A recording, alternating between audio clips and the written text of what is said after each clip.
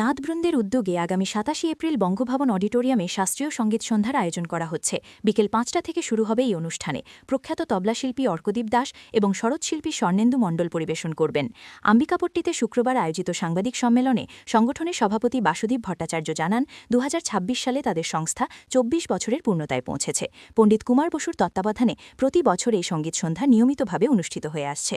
তিনি সকল সংস্কৃতিপ্রেমীদের উপস্থিতির আহ্বান জানান। সম্পাদক প্রসেনজিৎ চৌধুরী বলেন, অনুষ্ঠানে প্রবেশ নিঃশুল্ক। শাস্ত্রীয় সঙ্গীতের পাশাপাশি বিভিন্ন সাংস্কৃতিক কার্যক্রমও পরিবেশিত হবে। এদিনে সাংবাদিক সম্মেলনে উপস্থিত ছিলেন সহকারী সম্পাদক অনুপম মণ্ডল, কার্যনির্বাহী সদস্য প্রশান্ত কিশোর দাস, উৎপল বিশ্বাস, সমুজ্জ্বল ভট্টাচার্য, কোষাধ্যক্ষ সোমনাথ গুপ্ত সহ সংস্থার অন্যান্য সদস্যরা।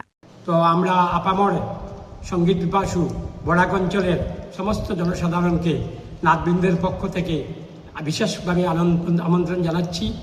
আপনারা আসবেন ওই দিনে এবং আমাদের অনুষ্ঠান উপভোগ করবেন এবং সর্বান্তকরণে সাফল্যমণ্ডিত করার জন্য আমাদের তরফ থেকে অনুরোধ থাকলো।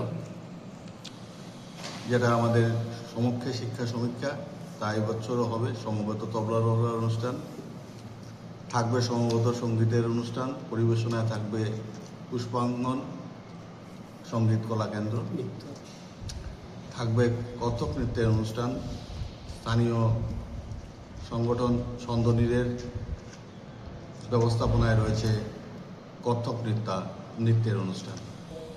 এই চারজন আমাদের বরাক ভ্যালিতেও এবং তথা আসামে যথেষ্ট সুনাম অর্জন করেছে। আর আশা করি আগামীতে আরও হয়তো ২-৪ জন তবলা শিল্পী আমাদের বরাক অঞ্চল থেকে বেরোবো, এইটুকুন আশা রাখছি আর কি। ধন্যবাদ।